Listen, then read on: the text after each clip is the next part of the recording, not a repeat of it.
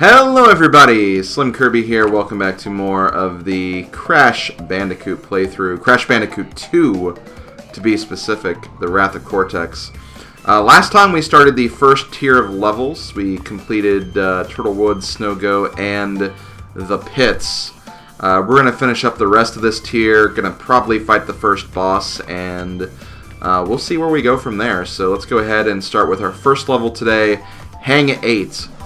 As I mentioned yesterday, or not yesterday, but the last video that we did for this project, there are two gems here. One of the gems will be the box gem, the clear gem, whatever you want to call it. The second gem is actually a special gem that you'll get after completing a time trial in this level. So I think I'm going to go get the box gem first. But then after I beat this level, I will be going for the time trial gem.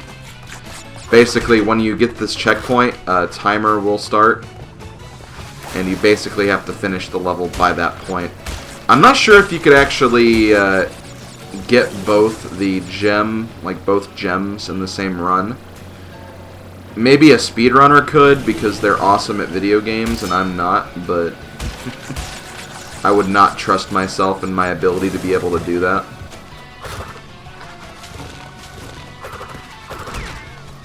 So we're not even going to bother. Plus we have these bonus games too, which, as you can see, they also count down the timer, which, yeah, you probably just wouldn't be able to make it. But again, those speedrunners, they know things that I don't about video games, so I would not... Basically, I would not underestimate them if they could find a way to do it. They probably could and accomplish that. Yeah, as you can see, like, I've already failed the time trial, so yeah, we'll just go for the box gem first. Plus, we can also get a feel for this level, all of the things going on in it. That's kind of how I recommend people approach Crash games. Just kind of see what you can do on your first run through if you can't get the box gem, regardless if, like, you need something else to get it, or if you just missed a box. Just do one run for yourself, just to kind of get a feel for the level and some of the obstacles you'll have to deal with, and then come back for the, you know, the actual collectibles later. It's less stressful in that regard, because, you know, you can't 100% this game on your first try. Or in, like, your, you know, your first initial run-throughs of all the levels, since there will be required backtracking at some point. That's basically what I mean by that. Okay, so this jump is kind of annoying. You gotta use your shadow to see where you're gonna land, but it's really hard to do sometimes. Especially with just the jumping physics in general. I will say that the Crash jumping physics are not that great.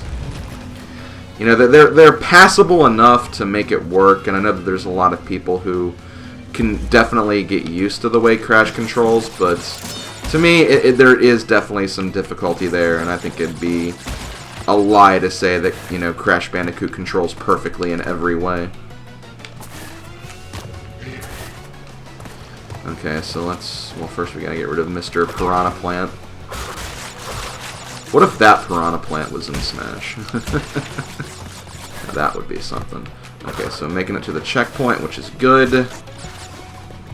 Now we have a lot of boxes here, and we have some, you know, dotted line blocks too, so we're gonna have to hit this switch before we can get everything. Also gonna need to backtrack, so let's be careful. Don't think there's any TNT I almost said TNT barrels. No, this is not Donkey Kong Country. I'd say it's, you know, this is probably too close to Donkey Kong Country as you're ever gonna get with a platformer of this nature, but it's not quite Donkey Kong Country. Okay, we're good to go. Here's the Nitro Detonator as well. We're up to 65 boxes. I think that's pretty good. And when I say pretty good, I mean I think that's on line of where we need to be. Obviously, we'll find out once we continue to make progress here. Okay. So we got the crystal. Now we just need to make it to the end of the level and collect the remaining gems as well, or the remaining boxes as well. I think they're all going to be on this path, so it's not too bad. Also, be very careful right here. Just boost through if you don't think you're going to make it. Because if you get caught by those whirlpools, you will take a death, unfortunately. So be very careful of that. Okay, we are done with all the boxes. Just need to make it to the end of the level, which I believe is right here. Got a nice little surprise at the end waiting for us, but he is no more, and we get the box gem. Alright. But that's not all. That's not all for Hang 8, because we have to go back through and do the speed run as well, as I mentioned before. Speed run shouldn't take us too long. It's actually not a very long level, especially when you're only focused on execution and moving forward, so it's really not too bad. Yeah, you do your dance, Crash. You do your dance. I'll try to show off the dances whenever I can, but you know, obviously I'm in the mindset of keeping things moving here. Don't want to be lagging behind too much.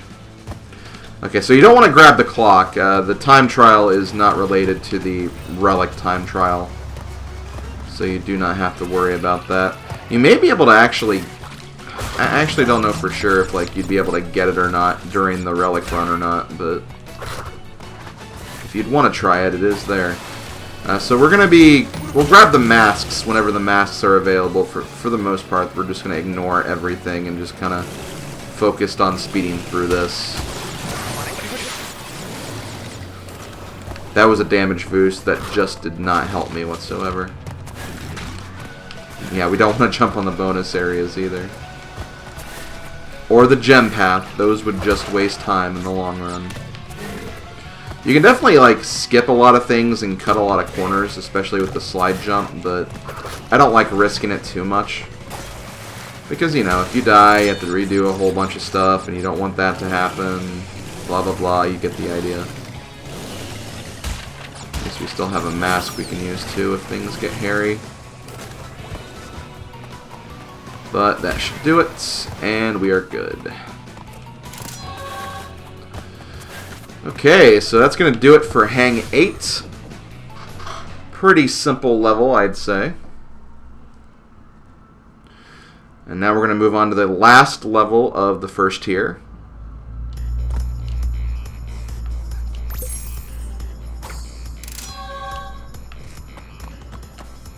Crash Dash. Not to be confused with the minigame game Crash Bash. I've actually gotten a lot of people actually asking if I'm ever going to do a Let's Play of Crash Bash, because it was always kind of compared to the Mario Party of the Crash Bandicoot series in a lot of respects, just without the board game aspect. Anyway, this is very similar to a level type we had in Crash 1. These are the boulder levels, which means you'll be basically running to the front of the screen while being chased by a giant boulder that will kill you upon any sort of contact. These levels can be stressful, but I do think they're a lot easier than the Crash 1 variants. Having the slide jump definitely helps with that. It doesn't help when you try to do a slide jump and instead you ground pound. That's definitely not what you want to do. But yeah, with the slide jump, you can actually gain like a lot of distance, and that can definitely be helpful in a lot of respects. Just be careful because, you know, the one danger, honestly, I'd say, while the boulder is a very intimidating danger that's behind you, I'd say the bigger danger is probably just the pits in front of you that could appear out of nowhere. Just not being ready for those could always throw you through a loop, so you gotta be really careful with that.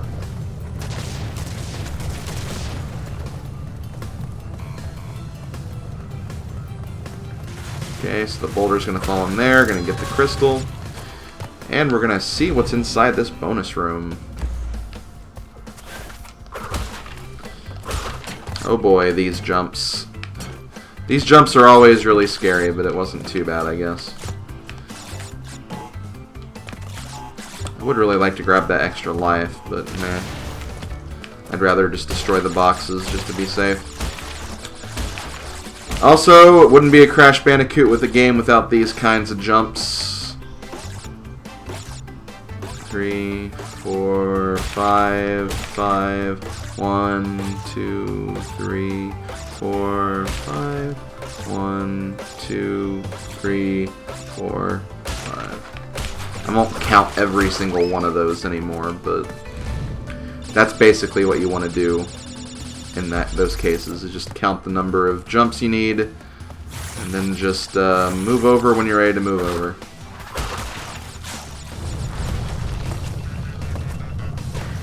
Also, be very careful if you do something like if you walk into the path of the boulder and then walk back into the safety room, because there are cases where if you do that, the boulder would still probably clip you on its way out anyway, so you just gotta be careful with basically just kind of testing the boulder's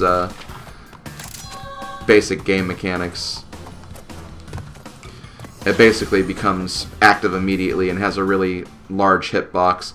Plus, I think if the boulder actually moves forward, like, you won't be able to move past it if it does get stuck. So that's obviously something you want to try to avoid at all possible. So there we go. That's going to be it for Crash Dash. We'll go ahead and do our little victory dance here. And the boss room has now opened up. So this name should be kind of familiar. We actually fought this boss in Crash Bandicoot 1. With the one difference now that's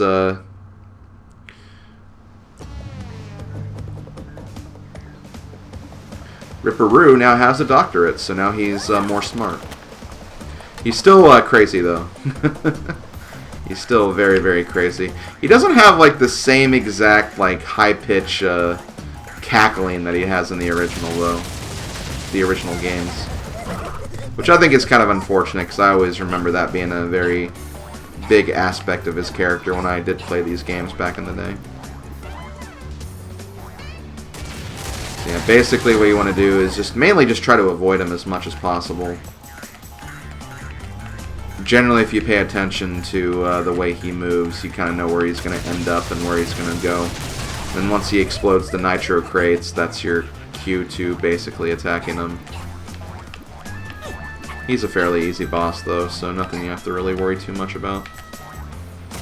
Boom, take this, take that. Boom, boom. Okay, so let's go over here.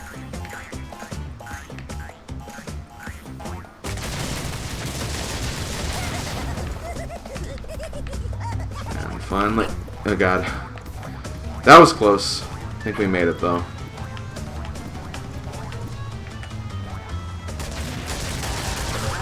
And there we go. Ripperoo is defeated. And with that, we'll move on to the next area of the game.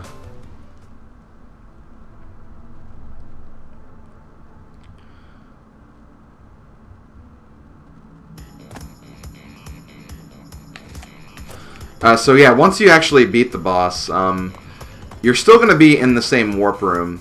But if you go to the middle platform, you can actually basically go up or down. We can only go up right now, obviously, so... we're going to go ahead and do that as we move up to the second tier of levels in the Snow Dome.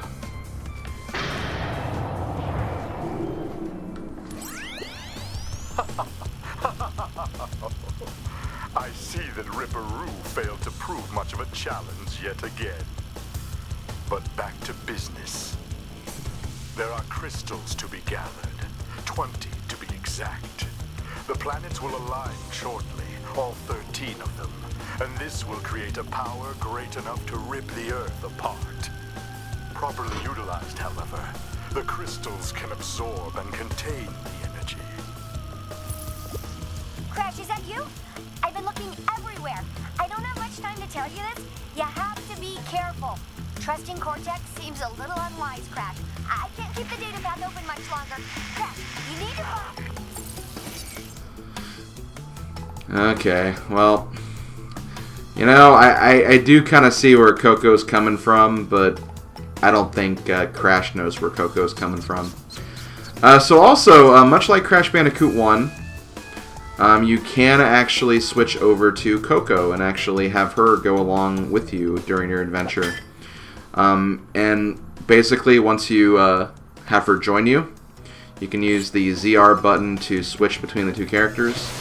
There's literally no difference in how they control. It's just a visual change more than anything. Well, I guess if you want to look at a cuter character throughout the game, then yeah, you probably want to use Coco. But as far as anything else, I think Crash will always be required for the boss fights.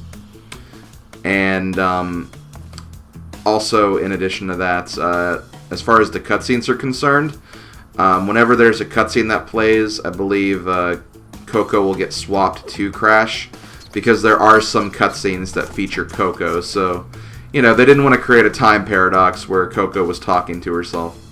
But yeah, that's basically it. We're here on the next tier. You can go back down to the earlier levels if you really want to.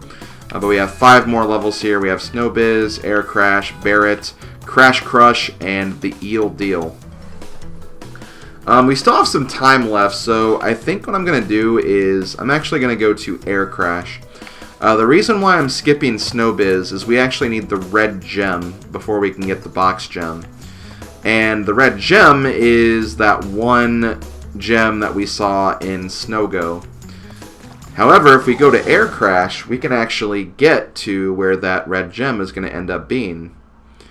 Because there is basically a warp in this level. So we're going to be seeing if we can access that.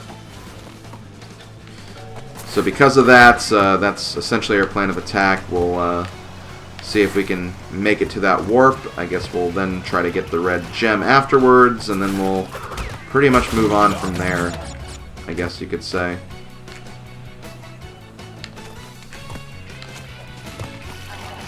But yeah, we have another one of these levels. I don't think you have to worry about a time trial in this one. Although there is definitely something else I want to talk about, but it won't become relevant until a bit later. But anyway, here we go. This is where we need to actually pay attention. You may notice that platform in the back there. If we jump on the jet ski or whatever, this motorboat, whatever you want to call it, we can actually not get to that platform. But there are convenient boxes stranded along the path. So what we have to do, and this is very tricky, we'll probably die a few times, but we need to jump from box to box so we can get to that platform. It's very tricky, it's not very fun to do, but this is what you have to do in order to access this point. So let's see if we can get there.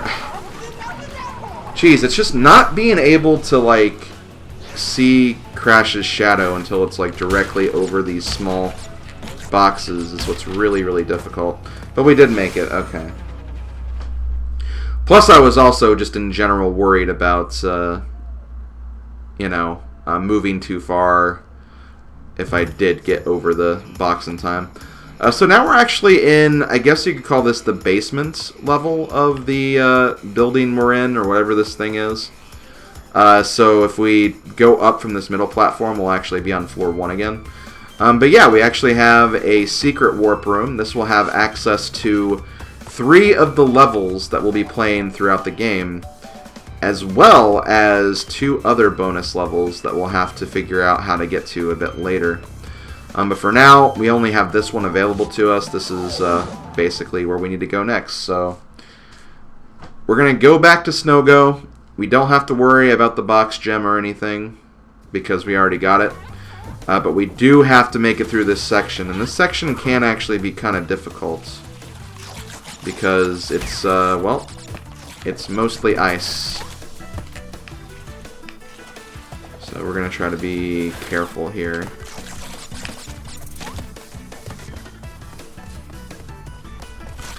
Okay, that's not it though. We still have plenty to go in this room. Oh, come on, really? Dumb penguins. I didn't mean that. I love penguins, but it's still frustrating to get hit by enemies, and nitro boxes for that matter.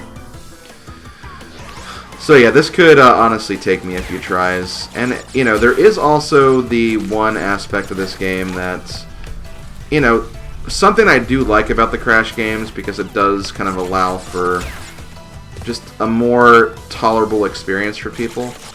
If you die after a certain number of times, you will be given a pity mask, which will basically allow you to essentially try some of the tougher sections of the game over again without having to, you know, rely on not getting hit. You'll actually have a hit that you can use to just kind of get through some of the tougher sections. If it didn't offer that, honestly, I probably wouldn't really enjoy this series as much as I do. Okay, so we got one of the masks. I think we'll get another one, but we're not going to be done quite yet. There's still a lot of this room to go. Thankfully, we will get a lot of Wumpa Fruit and extra lives along the way, which is definitely a good thing, because if you ever do take a death here, the extra lives won't respawn, but the Wumpa Fruit will, so you actually have that to kind of fall back on if the room is giving you too much of an issue.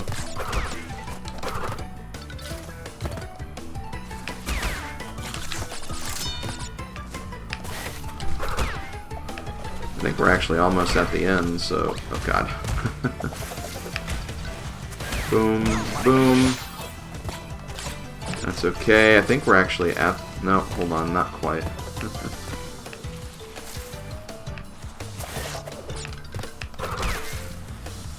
Okay, we're at the end. So we got the red gem. That's great, but now we have to actually finish this level. I might actually go back a little to see if I can find a checkpoint, or at least like a bonus area, but nope, checkpoint's good enough. So now if we die, we don't have to worry about going through that path again, because you could run into the problem of dying like right here, and as a result you have to go through that entire section again, which is not fun. It's definitely not fun. Take my word for it. It is not fun. But see, one kind of nice thing about this is because we went ahead and, you know, went ahead and got the red gem, we've actually fully completed World 1 now. So we can say that we've fully completed World 1 by the second video, which is really, really nice. But of course, we still have 4 other worlds to go through. But yeah, like Crash Bandicoot 2 offered kind of like a, I guess, a warp room system as opposed to just having one giant world map. I'm not really sure what I like better. I think it's nice that the game is kind of more compact, so there's not like having to go across the entire world map all the time. But it was kind of nice to see that world map. It kind of gave like the area that, you know, the Wumpa Islands, like more personality and stuff too. But that's just me. It's not too bad, I guess. It's just, again, there's definitely advantages to both sides, is basically what I'm getting at. Okay, so with that, I think we're going to go ahead and go up back to the floor 2. We're going to stop the video here, and next time we'll start working on World 2. So hope you guys are ready for that. Thank you guys for watching, and I'll see you guys next time. Later, folks.